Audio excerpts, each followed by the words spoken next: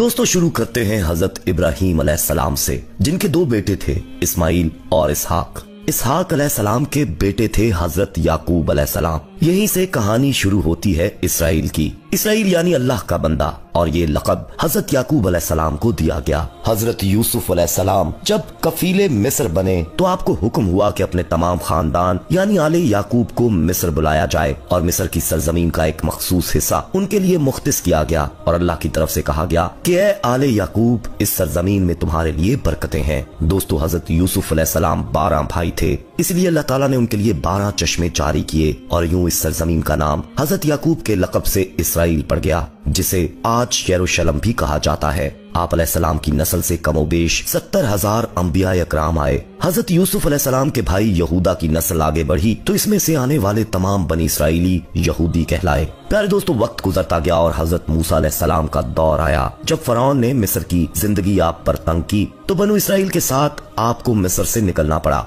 इसी दौरान बनी इसराइल पर अल्लाह ताला की बहुत सी करम नवाजियां भी हुई, जिसमें मनो सलवा, चश्मों की बहुतात, मछलियों के शिकार का जिक्र कुरान पाक से भी मिलता है। और वहीं हमें एक गाय का जिक्र भी मिलता है, जिसके लौथड़े से मुर्दे ने अल्लाह के हुक्म से जिंदा होकर अपने कातिल का बताया। दोस्तों, इस गाय की निशानियां अल्लाह ताला ने कुरान पाक में बयान फरमाई, जो कि एक सुर्ख माइल रंगत की गाय थी, और ऐसी गाय आज भी यहूदियों के नजदीक मुकद्दस मानी जाती है। प्यारे दोस्तों, हजरत मूसा अलैहिस्सलाम के बाद दीगर नबी आए। इस दौरान में हजरत मूसा अलैहिस्सलाम और इनके दौर की कुछ बाकियात तौरात, मनोसलवा का कुछ हिस्सा बनी इसराइल ने एक संदूक में महफूज कर लिया। ये अल्लाह की तरफ से हजरत आदम अलैहिस्सलाम को दिया गया एक खास संदूक था, जो नस्ल दर नस्ल नबियों के पास रहा, जिसे कुरान में ताबूत सकीना का नाम पुकारा गया है, और ये यहूदियों को अपनी जान से ज्यादा अजीज है। प्यारे दोस्तों, हजरत दाऊद ने जब जालूत को हराकर इससे ताबूत सकीना हासिल किया तो यूं बनी इसराइल ने उन्हें नबी तस्लीम कर लिया, और हजरत दाऊद अलैहिस्सलाम ने इस संदूक की हिफाजत के लिए एक हैकल तामीर करवाना शुरू किया,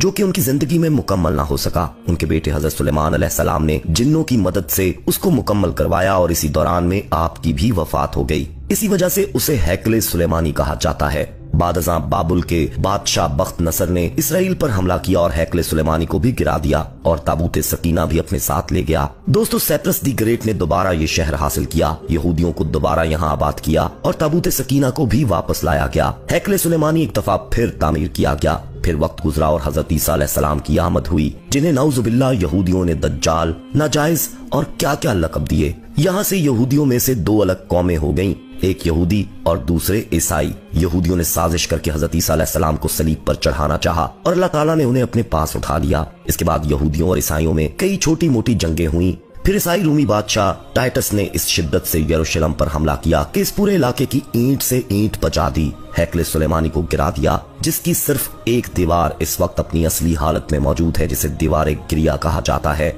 जहाँ यहूदी जाकर तौरात की तलावत करते हैं और गिरिया जारी करते हैं। ताबूत सकीना भी न जाने कहाँ गायब हो गया। टाइटस के हमले के बाद यहूदी आखिरी नबी के इंतजार में थे, क्योंकि अल्लाह पाक का उनसे वादा था कि उन्हें फिर अरूज बख्शा जाएगा। इस वादे का जिक्र सूरह बकरा में भी मौजूद है कि ऐ बनी इसराइल, उन नेमतों को याद करो जो तुम पर की गईं और अपना वादा पूरा करो, यानी ईमान लाओ, ताकि हम भी अपना वादा पूरा करें। प्यारे दोस्तों, क़यामत की निशानियों में से एक निशानी ये भी है कि हैकल सुलेमानी की 3 दफा तामीर होगी, जो कि 2 दफा हो चुकी है। यहूदी अपने मसीहा और आखिरी नबी के इंतजार में थे कि टाइटस के हमले के 500 साल बाद नबी आखिरुल ज़मा की विलादत हुई। यहाँ यहूदियों को ये झटका लगा कि सारे नबी हजरत इसहाक अलैहिस्सलाम की नस्ल से हैं, तो आखिरी नबी हजरत इस्माइल अलैहिस्सलाम की नस्ल से क्यों करा गए, और उन्होंने ईमान लाने से इनकार कर दिया। दोस्तों, मुसलमानों के लिए भी वो अंबिया की ही निशानी थी, इसलिए हैकल सुलेमानी को बैतुल मुकद्दस का नाम दिया गया। इस्लाम के आगाज में यहूदियों को कायल करवाने की खातिर ही बैतुल मुकद्दस की जानिब मुंह करके नमाज अदा करने का हुक्म हुआ,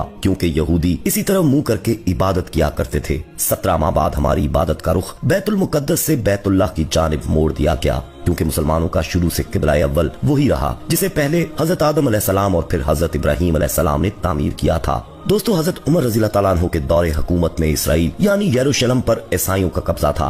बैतुल मुकद्दस के ही अहाते में उन्होंने गिरजा घर तामीर किया हुआ था, और ऐन ताबूत सकीना वाली जगह वो गंद फेंका करते थे यहूदियों की नफरत में। यरूशलेम की फतह के वक्त जब हजरत उमर रज़ी अल्लाह ताला अन्हु वहाँ गए तो ईसाइयों पर बरहम हुए। वहाँ सफाई करवाकर मस्जिद तामीर करवाई और कुरान में मौजूद मेराज वाले वाक़े की निस्बत से इस मस्जिद को अक्सा का नाम दिया। यहूदियों की दीवार गिरिया भी इसी अहाते में मौजूद थी, तो जायरीन की हैसियत से उन्हें भी वहां आने की इजाजत दे दी गई। खिलाफत अब्बासिया तक यरूशलेम एक मुस्लिम शहर रहा। इसके बाद ईसाइयों ने दोबारा यरूशलेम पर हमला करके इस पर कब्जा कर लिया। सलाहुद्दीन अय्यूबी ने ईसाइयों के खिलाफ 50 से ज्यादा जंगें करके बैतुल मुकद्दस दोबारा हासिल किया और फिर 700 सालों तक ये खिलाफत उस्मानिया के ज़ेरे सल्तनत रहा। यहूदियों को भी दीवार गिरिया तक अपने मजहबी इकदामात की आजादी रही और यहूदी आहिस्ता आहिस्ता फिर यरूशलेम में आबाद होना शुरू हो गए। इस दौरान में कई बार उन्होंने खिलाफत उस्मानिया के सुल्तान को पैसों के एवज यरूशलेम उन्हें सौंपने का लालच दिया, लेकिन नाकाम रहे। और फिर दोस्तों, दूसरी जंग अजीम में ईसाई सिपाही हिटलर ने चुन चुनकर यहूदी मारे।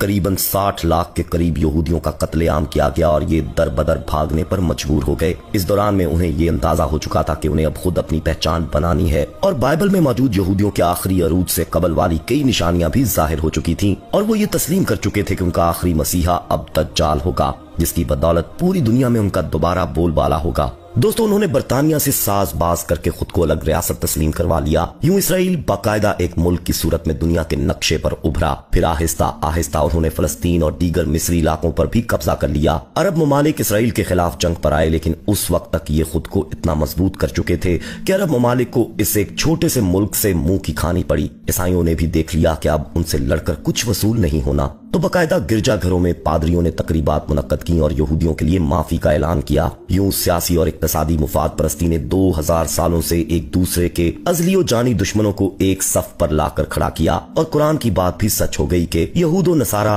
एक दूसरे के दोस्त हैं। दोस्तों, यहूदियों के अकायद के मुताबिक वो हैकले सुलेमानी की हिफाजत नहीं कर पाए तो खुद को कसूरवार कहते हैं, खुद को सजा देने के लिए जंजीरों और चमड़े से पीटते हैं और दीवार गिरिया के पास आहुजारी करते हैं। वो ईमान रखते हैं कि तीसरी बार उन्हें पूरी दुनिया पर हुक्मरानी हासिल होगी। इसके लिए उन्हें मस्जिद अक्सा को गिराना होगा, जिसकी तैयारी वो कर चुके हैं। कब से मस्जिद अक्सा के नीचे बारूदी सुरंगें बिछा दी गई हैं। इसके बाद हैकले सुलेमानी तामीर करके ताबूत सकीना वहां रखना है। ताबूत सकीना भी वो दोबारा हासिल कर चुके हैं, लेकिन मसला था सुर्ख गाय, क्योंकि उनके अकीदे के मुताबिक वो नापाक हैं और जब तक पाक नहीं हो जाते हैकले सुलेमानी तामीर नहीं कर सकते और पाक होने के लिए सुर्ख गाय की कुर्बानी देना होगी। दोस्तों, वो गाय जिसकी निशानियां कुरान पाक में बयान की गयी, जो उस वक्त भी उन्हें ढूंढने में मुश्किल हुई थी, अब भी 100 साल तक वो वैसी गाय की तलाश करते रहे। टेक्नोलॉजी का इस्तेमाल करते हुए बच्चे पैदा करने का कामयाब तजुर्बा किया। फिर इस तजुर्बे की बदौलत वैसी निशानियों वाली गाय पैदा करने की कोशिश की गई, लेकिन नाकाम रहे। प्यारे दोस्तों, 2019 में एक अमरीकी रियासत से 5 अदद वैसी गायें उन्हें मिल गयीं, जिनके जिस्म पर सुर्ख रंग के अलावा और कोई बाल नहीं था। उन्हें कभी काम के लिए इस्तेमाल नहीं किया गया था।